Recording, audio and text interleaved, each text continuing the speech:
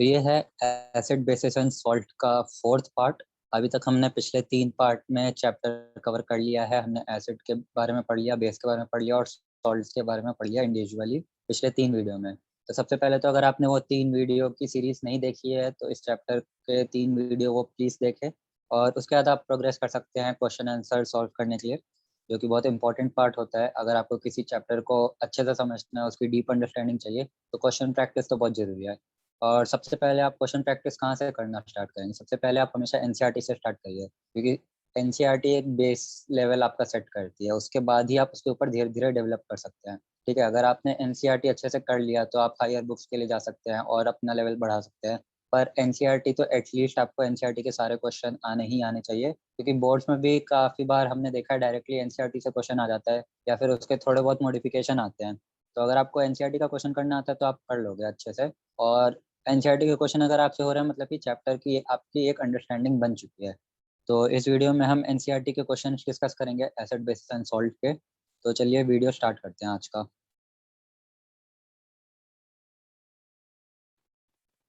तो exercise start करते हैं। सबसे पहला क्वेश्चन है, a solution turn red litmus blue. अब देखिए यहाँ पे क्या हो रहा है, कन्वर्जन कैसा चल रहा है, रेड से ब्लू जा रहा है।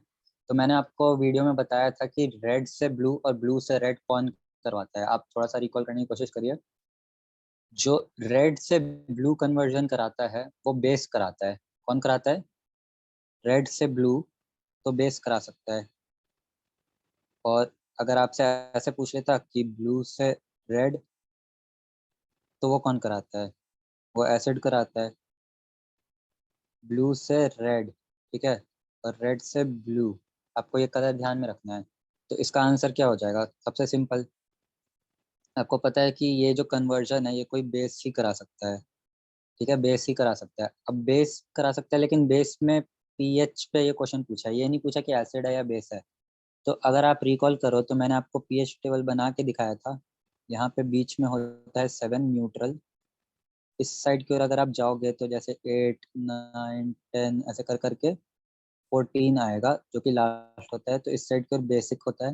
अगर आप इस साइड की ओर जाओगे तो एसिडिक कैरेक्टर होता है 6 5 ऐसे कर करके 1 तक हम जाते हैं।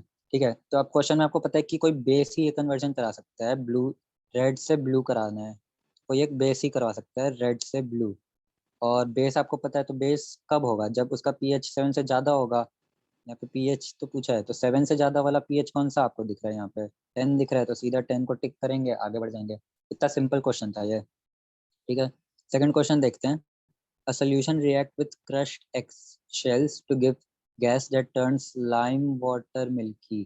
लाइम वाटर मिल्की मैंने आपको चैप्टर 1 के वीडियो में बताया था, और मैंने आपको उसी समय बताया था कि इसके ऊपर बहुत क्वेश्चन बनते हैं। लाइम वाटर मिल्की के आपको तरह तरह के क्वेश्चन मिल जाएंगे। तो वो कॉन्सेप्ट बिल्कुल क्लियर मैंने करा दिया था चैप्टर 1 में। और चैप्टर 2 पे ये क्वेश्चन इसलिए पूछा क्योंकि थोड़ा सा एसिड बेस के बारे में ये। तो हम देखते हैं। हमें बताना है कि वो सोल्यूशन जो हमने डाला था उससे गैस निकली थी, और उस गैस को जब लाइम वाटर में डाला तो मिल्की हो गया। तो 1 मिनट, यहाँ पे हम लिखते हैं क्या चल रहा है इसमें। एक कोई गैस है, उसको जब हम लाइम वाटर में डाल रहे हैं तो वो मिल्की हो जा रहा है। ठीक है, और वो गैस कब निकल रही है? जब हम एग शेल पे कोई सब्सटेंस डाल रहे हैं, सपोज एक्स। ठीक है, तो हमने एक्स शेल पे एक्स डाला, उससे एक गैस निकली, उस गैस को हमने लाइम वाटर में डाला और लाइम वाटर हो गया मिल्की। तो उल्टा आते हैं। ठीक है, लाइम वाटर मिल्की कब होता है? अगर आप रिकॉल कर सको तो लाइम वाटर मिल्की होता है जब कार्बन डाइऑक्साइड निकलेगा। ठीक है, तो ये गैस जो हम बात कर रहे हैं वो कौन सी गैस होनी चाहिए? कार्बन डाइऑक्साइड गैस होनी चाहिए। और ये सेंस बनता भी है, क्यों? क्योंकि एक्स शेल में होता क्या है, कैल्शियम कार्बोनेट होता है। जितने भी ऑर्गेनिज्म के शेल होते हैं एग के, उनमें एक बहुत इंपॉर्टेंट कॉन्स्टिट्यूएंट होता है कैल्शियम कार्बोनेट। ठीक है, तो कैल्शियम कार्बोनेट हमारे पास सब्सटेंस है, उसे CO2 निकाल के हम लाइम वाटर में डालते हैं तो मिल्की होता है। तो कैल्शियम कार्बोनेट से क्या निकाल सकता है? एक ऐसा सब्सटेंस जो CO2 रिलीज करा दे। तो देखते हैं ऑप्शंस में क्या क्या है। अब आप ऑप्शंस को पढ़ना सीखो। ठीक है, अगर आपको आंसर आता है वेरी गुड, अगर आपको आंसर नहीं आता तो मैं आपको बता रहा हूँ क्वेश्चंस को अप्रोच कैसे करते हैं। अगर आपको कोई आइडिया भी नहीं मिल रहा तो ऑप्शन से कैसे खेलते हैं। ठीक है, ऑप्शन हमने पहले देखा, हमें क्वेश्चन से कोई मतलब नहीं है, बस हम 4 ऑप्शन रीड कर रहे हैं। NaCl, HCl, LiCl, KCl।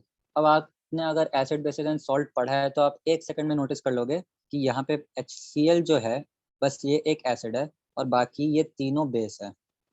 HCl इकलौता एसिड और बाकी तीनों बेस है। तो आपको ये तो पता चल रहा है या तो इसका आंसर एक एसिड हो सकता है या एक बेस हो सकता है। सॉल्ट डाल के तो दोबारा सॉल्ट से गैस निकल नहीं सकता। तो आप सोचो कि अगर ये सब्सटेंस से हमें CO2 निकालना है, पहले तो बताओ ये सब्सटेंस कैसा होगा। कैल्शियम का सॉल्ट है। और मैंने क्या बोला था कि मेटल के सॉल्ट कैसे होते हैं। मेटल सॉल्ट मैंने बताया था आपको बेसिक होते हैं मेटल के सॉल्ट। अब अगर आपको बेसिक सब्सटेंस से गैस रिलीज करवाना है तो आप कैसा सब्सटेंस डालोगे। एसिडिक सब्सटेंस डालोगे। ठीक है। तो वो एसिडिक सब्सटेंस यहाँ पे कौन है। यहाँ पे तो एक ही ऑप्शन है जो एसिड है, HCl। सीधा टिक करो, आगे बढ़ो। ऐसे करना है बस। क्वेश्चन बहुत इजी, आपसे सारे क्वेश्चन हो जाएंगे। अगला क्वेश्चन देखते हैं क्या है। 10 ml है NaOH का अपने पास। ठीक है। Found to completely neutralize by 8 ml of HCl। Neutralize word पकड़ो। न्यूट्रलाइज का मतलब क्या होता है। न्यूट्रलाइजेशन रिएक्शन मतलब कि हमारे पास पहले तो NaOH था, मतलब उसका बेसिक कैरेक्टर होगा, पीएच जो है उसका बेसिक रहा होगा। उसमें हम क्या कर रहे हैं, एसिड डाल रहे हैं। ठीक है। तो सपोज उसका पीएच रहा होगा NaOH का, सपोज पीएच उसका 9 रहा था। ठीक है। अब हमने उसमें एसिड डालना स्टार्ट किया तो जो एसिड है वो उसको धीरे धीरे न्यूट्रल की तरफ लाएगा। सपोज जैसे यहीं पे हम लेते हैं, जैसे मान लो NaOH था तो उसका पीएच 9 रहा होगा। अब हम इसमें एसिड डाल रहे हैं, एसिड डाल रहे हैं तो धीरे धीरे वो इस साइड की ओर लाएगा, पीएच न्यूट्रलाइज करेगा। और एक टाइम आएगा जब उसका पीएच दोनों का, एसिड और यहाँ पे तो बेसिक था ही जो NaOH था 9 HCl। ठीक है।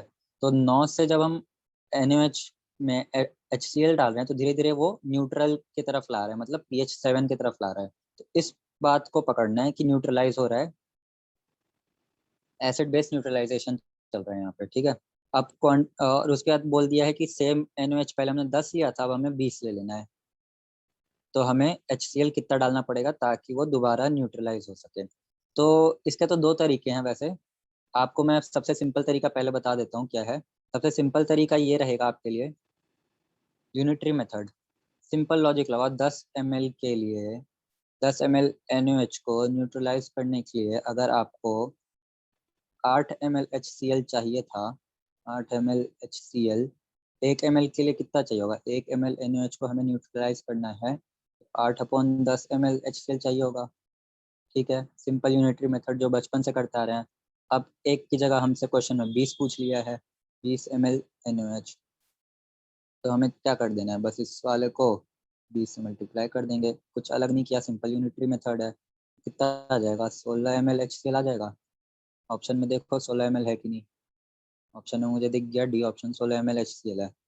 ठीक है। तो ये था आपका सबसे सिंपल तरीका। इससे सिंपल तरीका कोई नहीं हो सकता। यूनिटरी मेथड बचपन से करते आ रहे हैं, सबको इस बारे में नॉलेज है। दूसरा जो तरीका होता है वो मैं अभी आपको इस लेवल पे नहीं बता सकता, पर जब आप 11th पे जाओगे तो आप ये यूनिटरी मेथड नहीं लगा पाओगे। तब आपको लगाना पड़ेगा नॉर्मेलिटी का फॉर्मूला। नॉर्मेलिटी का कॉन्सेप्ट आपको लगाना पड़ेगा। तो उसके डिटेल में मैं नहीं जा रहा, पर बस मेरा अभी आपको ये बताने का ये मकसद था कि सेम क्वेश्चन रहेगा आपका अगले साल, पर आप यूनिटरी मेथड नहीं लगा पाओगे, तब आपको एक नया कॉन्सेप्ट लगाना पड़ेगा नॉर्मेलिटी का। ठीक है। तो अभी उसके डिटेल में आपको जानने की जरूरत नहीं है। अभी के लिए आपके सारे क्वेश्चन यूनिटरी मेथड से हो जाएंगे जो सिंपल तरीका था।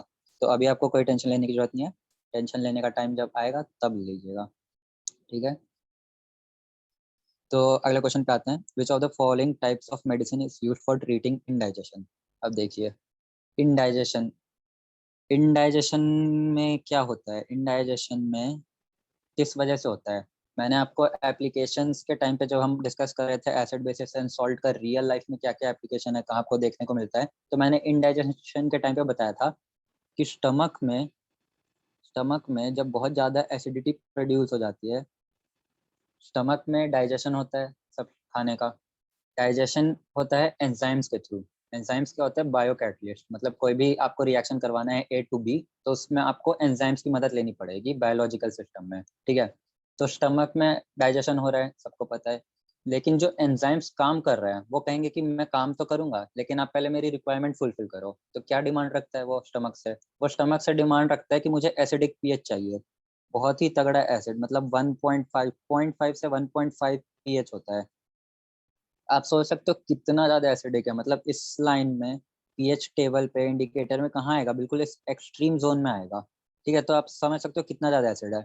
तो ये तो नॉर्मल एसिड आपका रहता ही रहता है, और सपोज सपोज इससे भी ज्यादा एसिडिटी हो गई, एक्स्ट्राऑर्डिनरी एसिडिटी हो ही जा रही है, तो आपका इंडाइजेशन में रिजल्ट करता है।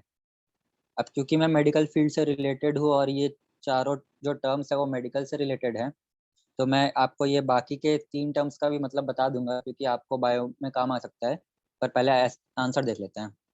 तो मैंने बता दिया एसिड की वजह से इंडाइजेशन होता है। अब सिंपल मैंने आपको बोला था कि रियल लाइफ एप्लीकेशन में जहाँ पे भी जो टॉपिक है उसमें बस एक चीज दिमाग में रखना है, एसिड बेस न्यूट्रलाइजेशन। अगर कोई चीज बेस की वजह से हो रही है, आपको न्यूट्रलाइज करना है तो एसिड डाल देना है। अगर कोई चीज एसिड की वजह से हो रही है, आपको न्यूट्रलाइज करना है तो बेस डाल देना है। बस आपको यही करते रहना है, एसिड है तो बेस डालना है, बेस है तो एसिड डालना है। अब यहाँ पे क्या है, यहाँ पे एसिड है।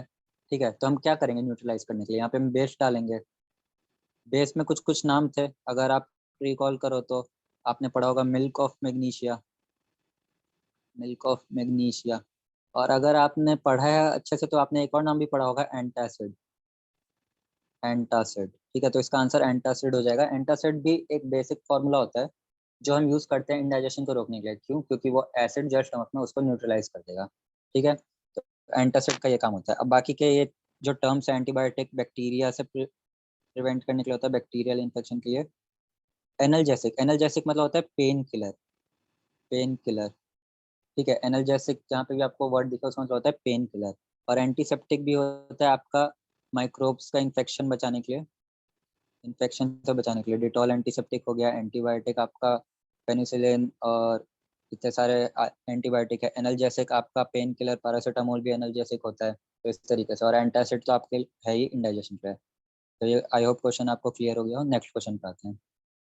Right word equations, word equation then balance the equation for the reaction taking place. तो मैं इसमें से आपको दो करके बता देता हूँ, और बाकी दो आपका होमवर्क रहेगा, क्योंकि एक एक क्वेश्चन कराने का कोई मतलब होगा नहीं। ठीक है, तो वो दो पहले हम ए और डी देख लेंगे। तो सबसे पहले लिखा है dilute sulphuric acid with zinc. तो डाइल्यूट सल्फ्यूरिक एसिड मतलब H2SO4 सल्फ्यूरिक एसिड, डाइल्यूट लिख देंगे, प्लस जिंक। अब ये कौन सी रिएक्शन है? रिएक्शन को हमेशा एक जनरलाइज्ड व्यू में देखो, ये मत देखो कि H2SO4 जिंक से रिएक्ट कर रहा है। पहले एक जनरलाइज्ड ओवरव्यू बनाओ कि हो क्या रहा है, तभी आप जो एक हम पहले पढ़ाते हैं कि जनरल कॉन्सेप्ट क्या है, उसके बाद हम पढ़ाते हैं कि एग्जैक्टली उस रिएक्शन में क्या होगा। तो जनरल कॉन्सेप्ट यहाँ पे क्या है? जनरल कॉन्सेप्ट ये कहता है कि एसिड है, वो मेटल से रिएक्ट कर रहा है। तो हमने चैप्टर 1 में पढ़ा था, आप याद करो बिल्कुल।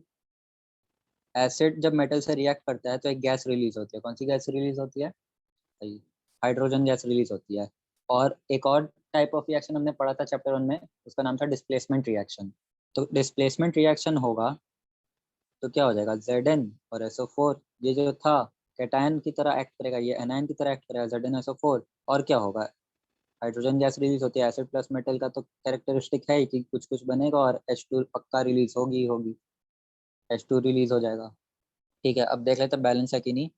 तो मैंने आपको बैलेंस का बहुत अच्छा एक ट्रिक समझाया था, शॉर्ट वीडियो में भी मैंने उसको डाल दिया था, और वो काफी लोगों को काम आया है। तो देखते हैं बैलेंस का मैंने क्या बताया था। ऑक्सीजन और हाइड्रोजन को छोड़ के आप देखो एटम, तो जिंक, जिंक यहाँ पे एक है, एक है। ठीक है, जिंक बैलेंस है। उसके बाद देखो सल्फर, सल्फर एक है, सल्फर एक है। ऑक्सीजन देख लो, चार है, चार है। हाइड्रोजन दो है, दो है। तो ये रिएक्शन जो था पहले से बैलेंस था। अब आते हैं हम नेक्स्ट रिएक्शन पे। नेक्स्ट रिएक्शन जो है आपका डाइल्यूट HCl है, डाइल्यूट HCl प्लस आयरन फिल मतलब Fe। ठीक है, डाइल्यूट। तो यहाँ पे भी क्या हो रहा है, एक एसिड रिएक्ट कर रहा है एक मेटल से, तो आपको पता है H2 तो निकलेगा ही, और साथ में क्या होगा, सॉल्ट बन जाएगा। सॉल्ट कौन सा बनेगा, FeCl2 बन जाएगा। ठीक है, अब इसको बैलेंस कर देते हैं। बैलेंस करने के लिए क्या, Fe तो बात बराबर है। ठीक है, यहाँ पे HCl में सी, Fe तो एक एक ही है, तो Fe को छोड़ दो, Cl पे आते हैं। Cl यहाँ पे RHS में दो, LHS में एक है। तो यहाँ पे अगर हम दो करते हैं सपोज, तो यहाँ पे बैलेंस हो जाएगा। और यहाँ पे जो आपका दो हाइड्रोजन थे, और यहाँ पे दो हाइड्रोजन भी बैलेंस हो जाएगा। तो इस तरीके से आपका जो रिएक्शन है वो कम बैलेंस हो जाएगा।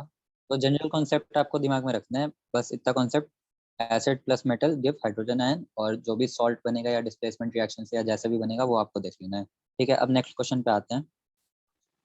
नेक्स्ट क्वेश्चन कहता है compound such as alcohol and glucose also contain hydrogen but are not categorized as acid, describe an activity to prove it.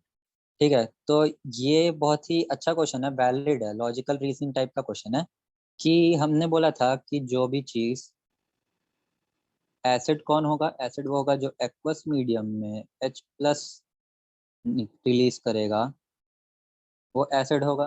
ठीक है, तो अगर आपको ये बात पता है कि यहाँ पे एक्वस मीडियम में H प्लस रिलीज की बात चल रही है, तब तो आपको लॉजिक पता है। बस अगर आपको याद ऐसे अगर आपने याद किया कि एसिड, अच्छा एसिड मतलब तो हाइड्रोजन आयन होगा, हाइड्रोजन होगा तो एसिड हो जाएगा। अगर आपने ऐसे याद किया तो यहाँ पे आप चकमा खा जाओगे। अगर आपने अच्छे से जैसे मैंने आपको बताया था वैसे याद किया कि एक्वस मीडियम में डालने के बाद अगर वो दो पार्ट्स में टूट रहा है, जिसमें से कम दो पार्ट में टूट रहा है, जिसमें से एक पार्ट तो हाइड्रोजन आयन है H प्लस, और दूसरा पार्ट से हमें मतलब नहीं है, अगर वो एक्वस मीडियम में डालने के बाद H प्लस रिलीज करता है तो वो एसिड है। ठीक है, तो अब आपको इसी प्रॉपर्टी को यूज करना है। यहाँ पे लिखा है कि अल्कोहल और ग्लूकोज के बारे में पूछ रहा है। अल्कोहल और ग्लूकोज कह रहा है कि एसिड क्यों नहीं है, जबकि उसमें H तो होता है। तो ग्लूकोज का क्या फॉर्मूला होता है, C6H12O6। अल्कोहल का क्या फॉर्मूला होता है, सिंपल ले लेते हैं, मिथनॉल ले लेते हैं जैसे अगर, तो यहाँ पे भी H है और यहाँ पे तो बहुत अच्छा है। तो ये पूछ रहा है कि ये एसिड्स क्यों नहीं है, एसिड्स क्यों नहीं है। इसका सिंपल आंसर ये है कि अगर आप इसको, सपोज आपने ग्लूकोज को डाल दिया पानी में, ठीक है, ग्लूकोज को डाल दिया पानी में और आपने बना दिया ग्लूकोज का सोल्यूशन। इसको पीना नहीं है, इससे कुछ और करना है। इससे क्या करना है आपको मैं बताता हूँ। इससे आपको पास करानी है इलेक्ट्रिसिटी। क्या पास करानी है, इलेक्ट्रिसिटी। इलेक्ट्रिसिटी पास कराओगे तो आपका जो है H प्लस जो है वो डिसोसिएट नहीं होगा, डिसोसिएट नहीं होगा। ठीक है, क्यों नहीं डिसोसिएट होगा, क्योंकि ये एसिड है ही नहीं। इसका जो प्रॉपर्टी है वो H प्लस देने की प्रॉपर्टी नहीं है, इसका अलग बॉन्डिंग है, इसका अलग प्रॉपर्टी रहेगा।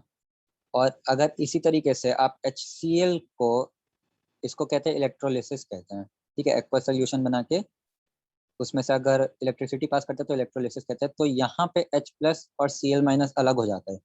तो हमें यहाँ पे मिल रहा है, यहाँ पे हमें H प्लस मिल रहा है, पर हमें इसमें जब इलेक्ट्रोलिसिस कर रहे हैं ग्लूकोज में तो H प्लस तो मिल ही नहीं रहा। और एसिड के लिए मैंने क्या कहा था, एक्वा सब्सटेंस में डालने के बाद H प्लस रिलीज करना चाहिए, तो इसलिए एसिड नहीं। और आपका अल्कोहल के साथ भी यही होगा। आप ऑर्गेनिक में पढ़ोगे अल्कोहल स्लाइटली एसिडिक होता है, पर उसको हम जनरली एसिड कंसिडर नहीं करेंगे इस लेवल पे। तो इस तरीके से क्वेश्चन हो जाएगा। नेक्स्ट पे आते हैं। Why do acids not show acidic behavior in absence of water? Again ये क्वेश्चन बिल्कुल सेम है, बिल्कुल सेम यही कॉन्सेप्ट है कि मैंने आपको बोला है कि एसिड तब एक्ट करेंगे एसिड की तरह जब उनको एक्वस सोल्यूशन में डालने के बाद H प्लस रिलीज करेंगे। अब यहाँ पे क्या कर रहे हैं कि ये एक्वस सोल्यूशन को ही एलिमिनेट कर दिया। यहाँ पे क्या कर रहे हैं कि कह रहे हैं एक्वस सोल्यूशन है ही नहीं यहाँ पे। ठीक है, ये जो आपको लिखा हुआ दिख रहा है यही नहीं है, in the absence of water. Water को ही हम एक्वा सोल्यूशन की तरह ले रहे हैं।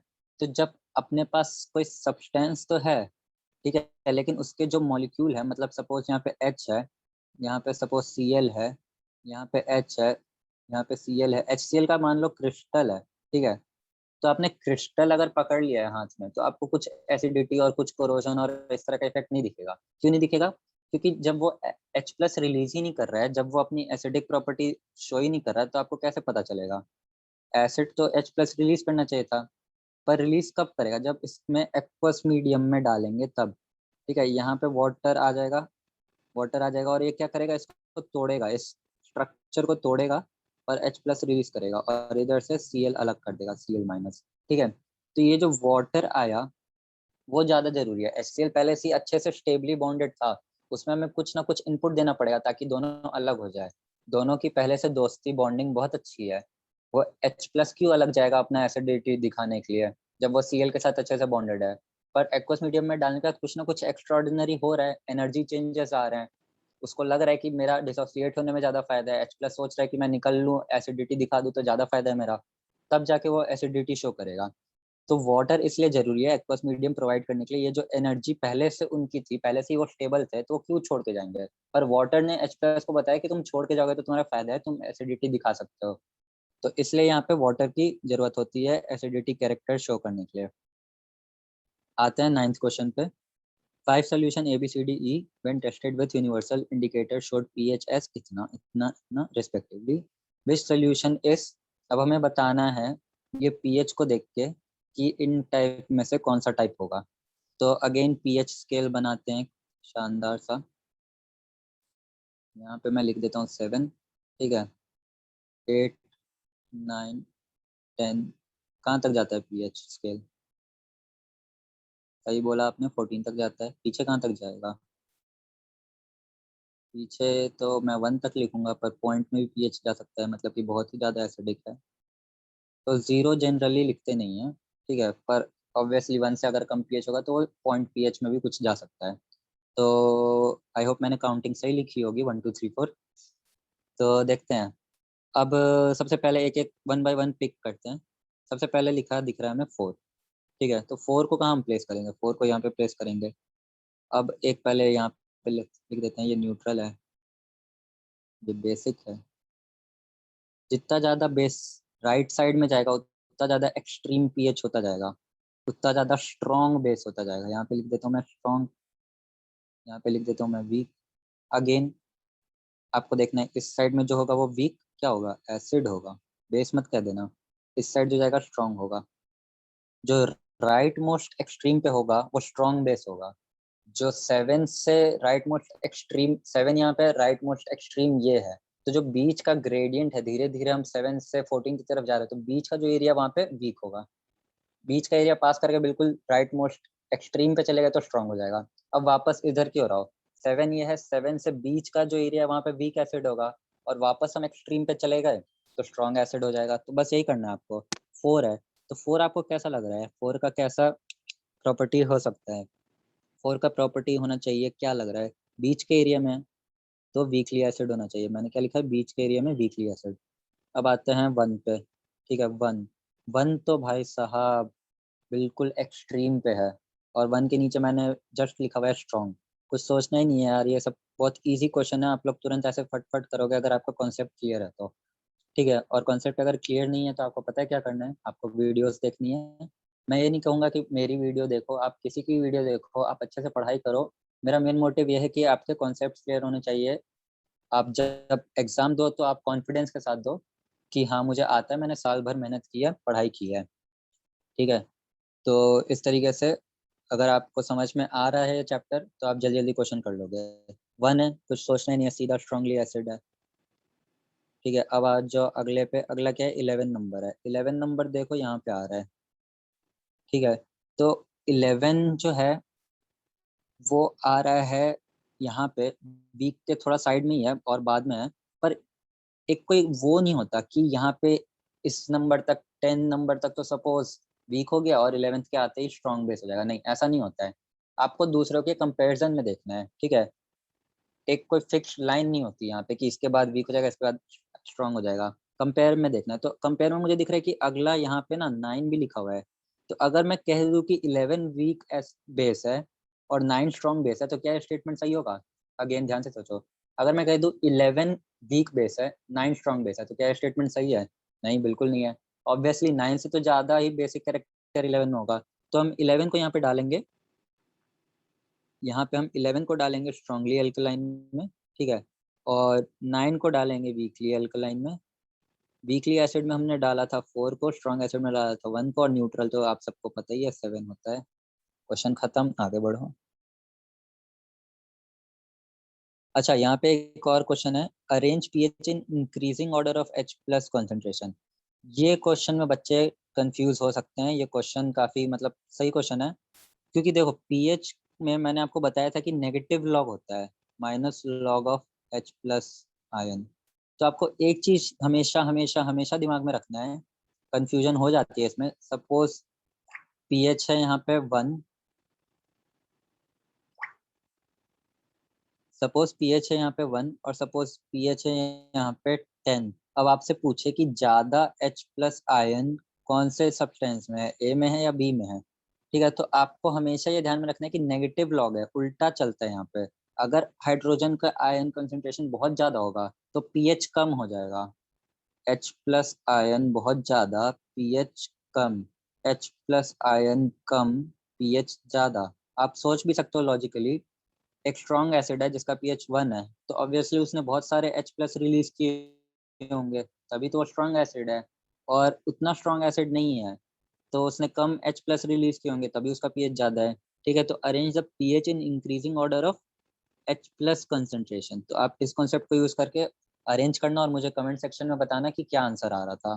ठीक है, कमेंट सेक्शन में आप जरूर से लिखना ताकि मुझे पता चल जाए आपने ये मेहनत से अपने अपने बलबूते पे सॉल्व किया है। नेक्स्ट क्वेश्चन पे आते हैं अब हम। Arrange the length of equal length of magnesium ribbons are taken in test tube A and B. Hydrochloric acid को ऐड किया है ए में, HCl को ए में ऐड कर रहे हैं, एसिटिक एसिड को बी में ऐड कर रहे हैं। कंसंट्रेशन दोनों का सेम था, फिजिंग किसमें ज़्यादा विग्रसली होगी और क्यों? ठीक है, बहुत ही सिंपल क्वेश्चन है। सबसे पहले आपको देख लेना है कि जो मैग्नीशियम रिबन है वो तो बराबर है। ठीक है, ए और बी है, मतलब दोनों में कुछ तो सेम होगा, कुछ डिफरेंस होगा। सेम क्या है मैग्नीशियम रिबन का लेंथ? ठीक है, एक चीज तो फिक्स हो गया कि सेम है। डिफरेंट क्या है? ए में हमने डाला है HCl, बी में डाला है एसिटिक एसिड। अब आप मुझे बताओ, इनमें से एक स्ट्रॉन्ग एसिड है, एक वीक एसिड है। अगेन, इनमें से एक स्ट्रॉन्ग एसिड है, एक वीक एसिड है। अब बताओ मुझे स्ट्रॉन्ग एसिड कौन सा है, HCl या CH3COH एसिटिक एसिड? तो अगर आपने अच्छे से ये चैप्टर पढ़ा है, आपको बहुत इजीली पता होगा कि स्ट्रॉन्ग एसिड यहाँ पे HCl है। एसिटिक एसिड उतना स्ट्रॉन्ग एसिड नहीं है, वीक एसिड में हम इसको कैटेगराइज करते हैं। ठीक है, तो अब आपको ये पता चल गया कि ये है strong acid. Strong acid HCl जब स्ट्रॉन्ग एसिड है, तो ऑब्वियसली जिसमें हम HCl को डाल रहे हैं, जिसमें HCl को डाल रहे हैं मतलब टेस्ट ट्यूब ए में, उसमें फिजिंग और रिएक्शन ज़्यादा विग्रसली होगी। क्या रिएक्शन होना था एक बार ये भी देख लेते हैं। HCl है और Mg है, MgCl होगा, वही एसिड और मेटल वाला। और क्या रिलीज होता है? Hydrogen gas. अब तक ये तो आपको याद हो ही गया होगा। तो यहाँ पे ज़्यादा एसिडिक है, तो यहाँ पे रिएक्शन विग्रसली होगी। एसिटिक एसिड, नाम में एसिड है पर कंफ्यूज नहीं होना, आपको कॉन्सेप्ट क्लियर होना चाहिए। वीक एसिड होता है। ठीक है, ऑर्गेनिक एसिड ज़्यादातर वीक होते हैं, कुछ स्ट्रांग होते हैं, वो आपको अगले साल पता चलेगा। तो ऐसे मिनरल एसिड के कंपैरिजन में जनरली ऑर्गेनिक एसिड वीक होते हैं। तो ऑर्गेनिक एसिड है, यहाँ पे कार्बन के साथ एक एसिड जुड़ा हुआ है, तो ये वीक रिएक्शन देगा, ये उतना विग्रस रिएक्शन नहीं देगा। तो इस तरीके से आप रीजनिंग कर सकते हो और ये क्वेश्चन हो जाएगा आपका। अगले क्वेश्चन पे आते हैं। Fresh milk has a pH of 6, pH 6 है fresh milk. How do you think the pH will change as it turns into curd? Explain your answer. अब देखो, इस चैप्टर में आप देख रहे हो कि आपको कहीं कहीं ना बायो भी यूज करना पड़ रहा है, क्योंकि जो ये चैप्टर है एसिड बेसिस एंड सॉल्ट, इतना वास्ट फील्ड है ये। मतलब कि आप अगर ह्यूमन बॉडी के बारे में पढ़ोगे, उसमें भी आप देखोगे कि कैसे पीएच मेंटेन किया जाता है, ब्लड का बफर कैसे यूज होते हैं। ठीक है, ऑर्गेनिजम्स कैसे पीएच मेंटेन करते हैं, वाटर का पीएच कैसे एक्वेटिक ऑर्गेनिज्म को इफेक्ट कर सकते हैं। मतलब ऐसा नहीं है कि आप केमिस्ट्री को एज केमिस्ट्री पढ़ो। मैं हमेशा आपको ये कहता हूँ कि साइंस बहुत इंटरकनेक्टेड है। ठीक है, साइंस ऐसा नहीं है कि फिजिक्स अलग है, केमिस्ट्री अलग है, बायो अलग है, सब चीज अलग अलग है, ऐसा नहीं है, इंटरकनेक्टेड है पूरा। तो एक बाउंड्री सेट करके मत पढ़ा करो कि अच्छा ये चैप्टर है, इसमें ये 500 वर्ड दिए हैं, ये रट लेना है मुझे, मेरा चैप्टर हो जाएगा। आप अपना स्कोप एक्सपैंड करो, आप सोचो उसके बारे में। ठीक है, तब आपको मजा आएगा पढ़ने में साइंस। और जब तक मजा नहीं आता तब तक तो पता ही बर्डन बना रहता है पढ़ने का। आपको मन करेगा नहीं, आप जैसे तैसे पढ़ लोगे, पर कभी उस चीज को लाइक नहीं करोगे। पर मैं चाहता हूँ कि आप इंजॉय करके पढ़ो, आप ऐसे मत पढ़ो कि बस पढ़ना है, बर्डन है। तो मैं ये बता रहा था कि यहाँ पे मिल्क से कर्ड का कन्वर्जन का बात हो रहा है, और यहाँ पे एक बैक्टीरिया का यूज होता है। मिल्क से कर्ड कन्वर्जन के लिए एक बैक्टीरिया का यूज होता है जिसका नाम है लैक्टोबैसिलस। लैक्टोबैसिलस। ठीक है, अब लैक्टोबैसिलस जो है वो लैक्टिक एसिड प्रोड्यूस करता है। क्या प्रोड्यूस करता है? Lactic acid. और इस लैक्टिक एसिड की वजह से मिल्क में कोगुलेशन होता है, मिल्क की प्रॉपर्टी चेंज होती है और वो कर्ड में सेट हो जाता है। साथ में थोड़ा हाई टेम्परेचर भी चाहिए होता है। तभी आपने देखा होगा मम्मी को कि वो अगर दही जमाना है तो कहाँ रखते हैं? दही जमाने के लिए थोड़ा हमें हाई टेम्परेचर चाहिए होता है, हल्का वार्म मिल्क होता है, उसमें थोड़ा सा दही डालते हैं। ऐसा नहीं है कि फ्रिज के मिल्क में दही डाल देते हैं। और उसको अच्छे से हमें प्रिजर्व करके रखना होता है। तो ये पूछ रहा है कि पीएच पहले 6 था, अब अगर कर्ड में बन रहा है तो पीएच में क्या चेंज आया होगा? तो आप खुद सोचो यार, कॉमन सेंस है कि लैक्टिक एसिड है, ये जो बैक्टीरिया है वो एक एसिड बना रहा है। तो अगर हम मिल्क में एसिड डाल रहे हैं तो उसका पीएच 6 से 7 की तरफ जाएगा या 6 से 5 की तरफ आएगा। मिल्क में एसिड डाल दिया तो पीएच तो ड्रॉप होगा ना, एसिड का पीएच तो कम करवाएगा वो, तो पीएच जो है उसमें ड्रॉप होना चाहिए, पीएच चेंज नीचे की ओर जाएगा, कम होगा पीएच। एक्सप्लेन कैसे करोगे? लैक्टोबैसिलस लैक्टिक एसिड, एसिड है तो पीएच ड्रॉप कराएगा, बस सिंपल एक्सप्लेनेशन। तो इस तरीके से आपको पढ़ना है। इसमें कितना रियल लाइफ बेस्ड क्वेश्चन था, आपको ये खुशी मनानी चाहिए कि ऐसा आपके पास अप्रोच है कि आप साइंस को ऐसे रट नहीं रहे हो, आप रियल लाइफ अप्रोच लेके क्वेश्चन सॉल्व कर रहे हो, और यही अप्रोच काम आता है, रटना काम नहीं आएगा आगे चल के। तो क्वेश्चन 12 पे आते हैं। A milkman adds a very small amount of baking soda, ठीक है, to fresh milk. Why does he shift pH of fresh milk from 6 to slightly alkaline? अब देखो, वो बेकिंग सोडा ऐड कर रहा है फ्रेश मिल्क में। होता क्या है कि अगर पीएच बहुत ही कम हो गया, ठीक है, मिल्क के अंदर होते हैं प्रोटीन, मिल्क के अंदर होते हैं प्रोटीन, और प्रोटीन की प्रॉपर्टी होती है डीनेचर होने की। डीनेचर मतलब कि प्रोटीन है मिल्क के अंदर, वो खराब हो सकते हैं। कैसे खराब हो सकते हैं? अगर बहुत ज़्यादा टेम्परेचर दे गए तो प्रोटीन खराब हो जाएंगे, मिल्क का पूरा प्रॉपर्टी, मिल्क का टेस्ट, स्मेल सब खराब हो जाएगा। एक और तरीके से खराब हो सकते हैं, कैसे हो सकता है? एसिडिटी बहुत ज़्यादा आप उसमें कर दो। बहुत ज़्यादा अगर एसिडिटी हो जाएगी तो आपने कभी टेस्ट किया होगा कि खट्टा हो गया, दही बहुत खट्टा हो गया, दूध खट्टा हो गया, दूध फट गया। नींबू डालते ही दूध फट क्यों जाता है? नींबू से हम कर क्या रहे हैं? मिल्क को एसिडिटी दे रहे हैं। एसिडिटी देते ही क्या हुआ? प्रोटीन के जो स्ट्रक्चर हैं वो डिस्ट्रॉय हो गए। डिस्ट्रॉय होके वो अलग-अलग सॉलिड, सेमी सॉलिड कोagulation फॉर्म में कर्ड बना रहे हैं। ठीक है? तो मिल्कमैन को ये डर है कि अगर थोड़ी देर तक रखेगा, टेम्परेचर भी ज़्यादा है, तो अगर पीएच ड्रॉप होने लग गया, तो दूध की जगह तो उसका दही बन जाएगा, वो तो उसको तो दही बेचना पड़ेगा। तो वो नहीं चाहेगा, उसका तो दूध का व्यापार है। तो स्लाइटली अल्कलाइन पे वो थोड़ा प्रिजर्वेटिव के तौर पे यूज़ कर रहा है, ठीक है? वो अल्कलाइन इसलिए बना रहा है ताकि ये जो कन्वर्जन होने वाला है, ये पीएच जो ड्रॉप होने वाला है, उसके लिए उसको थोड़ा टाइम मिल जाए। जब तक वो मिल्क बेचे तब तक फ्रेश लगे मिल्क, ठीक है? Why does this milk take long time to set as curd? अब अगेन एक तो नॉर्मल पीएच था 6, पर मिल्कमैन ने क्या किया, उसका पीएच बढ़ा दिया बेकिंग सोडा डाल के। सपोज़ और उसका पीएच कर दिया उसने 7, पहले 6 था, अब उसने 7 कर दिया, अल्कलाइन थोड़ा-सा किया। अब लेकिन हमें जब कर्ड बनाना है तब तो हमें एसिडिक चाहिए, सपोज़ हमें 5 चाहिए, कर्ड के लिए पीएच 5 चाहिए सपोज़। तो अब आप मुझे बताओ सिंपल लॉजिक से कि 6 से 5 जल्दी पाएगा या 7 से 5 जल्दी पाएगा? ऑब्वियसली 6 से 5 जल्दी पाएगा, पर उसने तो 7 कर दिया था ना पीएच, यहाँ पे अल्कलाइन करके, बेकिंग सोडा डाल के। तो उसने 7 कर दिया था तो टाइम तो थोड़ा ज़्यादा लगेगा ही। नेक्स्ट क्वेश्चन पे आते हैं। नेक्स्ट क्वेश्चन क्या है? Plaster of Paris should be stored in moisture proof container, explain why. POP की खास बात होती है कि वो वाटर के साथ बहुत ही जल्दी सेट हो जाता है, इसको कहते हैं सेटिंग ऑफ पीओपी। अगर एटमॉस्फेयर के कांटेक्ट में आया और मॉइस्चर उसको मिल गया गलती से भी एटमॉस्फेयर से, तो पीओपी को जैसे हम मोल्ड करके लगाना चाह रहे हैं वैसे नहीं होगा, वो जिस तरीके से रखा है वैसे ही सॉलिड सेट हो जाएगा मास। अगर कभी कंस्ट्रक्शन साइट पे आप अगर जाओ तो आपको देख के पता चलेगा कि अगर जो पीओपी की बैग है, गनी बैग जो है, उसका बॉडी जो है पीओपी का, उसमें गलती से भी पानी गिर गया तो पूरा पीओपी जो है आपका बर्बाद हो जाएगा, वो उसी फॉर्म में ऐसा हार्ड मास बन जाएगा। तो इसलिए हमें उसको मॉइस्चर प्रूफ कंटेनर में रखना होता है। सिंपल सा लॉजिक है। What is neutralization reaction? Give two example. Neutralization reaction की तो पूरे चैप्टर में हमने बात की ही है, मैंने आपको पहले ही बोला है कि इस चैप्टर में सबसे इंपॉर्टेंट टाइप यही है। दो एग्जांपल आप सिंपल सा दे दो, HCl plus NaOH। Neutralization reaction क्या होता है? रिकॉल कर लेते हैं एक बार। एसिड को बेस में डालते हैं तो एक सॉल्ट बनता है, एसिड को बेस में डालते हैं तो एक सॉल्ट बनता है। क्या सॉल्ट बन जाएगा यहाँ पे? NaCl। और क्या रिलीज होता है? वाटर। एक और एग्जांपल चाहिए, इनको दे देते हैं, कोई बात नहीं, केमिस्ट्री तो हमें आती है। और दे देते हैं यहाँ पे COH कर देते हैं। एसिड को बेस में डालेंगे, क्या बनेगा? सॉल्ट बनेगा।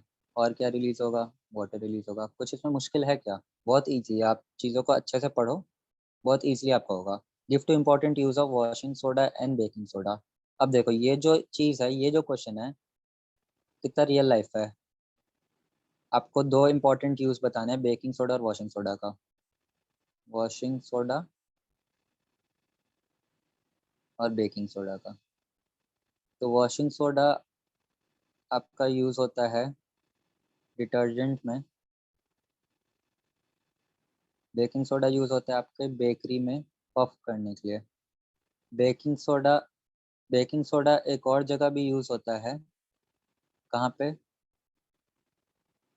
कहाँ पे यूज़ होता है? फायर एक्सटिंग्विशर में भी आप यूज़ कर सकते हो। फायर एक्सटिंग्विशर क्यों यूज़ कर सकते हो? लॉजिक इसके पीछे मैंने आपको बताया था। एक्सटिंग्विशर आप मुझे बताना कमेंट सेक्शन में कि क्या लॉजिक है कि उसको फायर एक्सटिंग्विशर में भी हम यूज़ कर सकते हैं, और वॉशिंग सोडा को वाटर सॉफ्टनिंग के लिए भी यूज़ कर सकते हैं। Hard water to soft water. Hard water क्या होता है? जो प्योर ना हो।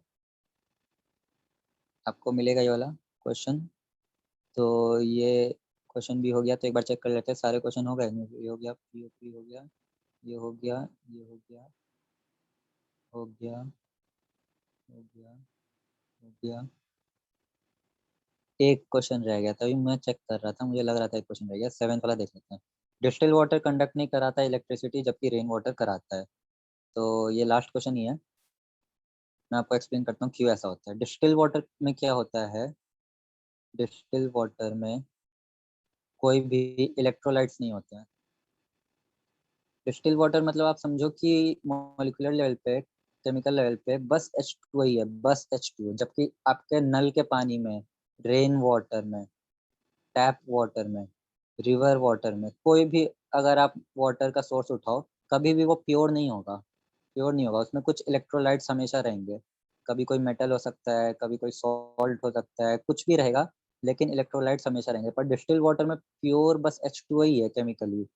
तो जब उसके पास इलेक्ट्रोलाइट्स है नहीं, तो क्या वो इलेक्ट्रिसिटी कंडक्ट कराएगा? नहीं करा सकता। इलेक्ट्रिसिटी कौन कंडक्ट कराता है? मैंने आपको पढ़ाया था लेक्चर वीडियो में कि इलेक्ट्रोलाइट्स करवाते हैं जो कि टूट जाते हैं, डिसोसिएट जो होते हैं। एसिड जैसे जनरली अगर HCl हम डाल दें इसी में डिस्टिल वाटर में, तो कंडक्ट करने लगेगा। क्यों नहीं लगेगा? क्योंकि H प्लस और Cl माइनस में टूट जाएगा HCl, और उसके बाद ये इलेक्ट्रिसिटी कंडक्ट करेगा। पर प्योर वाटर नहीं टूटेगा, उसका तो पहले से स्टेबल स्ट्रक्चर है। पर रेन वाटर में क्या होगा? आपके पास पहले से इलेक्ट्रोलाइट्स है, तो इलेक्ट्रोलाइट्स डिसोसिएट हो जाएगा। डिसोसिएट होगा कोई भी इलेक्ट्रोलाइट है, सपोज रेन वाटर में जैसे नाइट्रिक ऑक्साइड है HNO3, सल्फ्यूरिक एसिड है H2SO4, एसिड रेन का ये दो करवाते हैं एसिड रेन।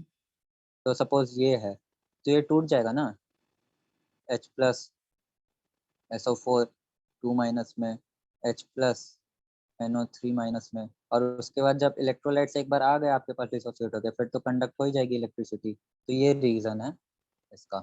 तो आई होप आपको सारे क्वेश्चन क्लियर हो गए। अगर कोई भी डाउट है तो आप कमेंट सेक्शन में पूछो, और टेलीग्राम ग्रुप ज्वाइन कर लो, क्योंकि टेलीग्राम ग्रुप पे हम डिस्कशन करेंगे बहुत सारे, और आपको काफ़ी हेल्प होगी बोर्ड्स के लिए।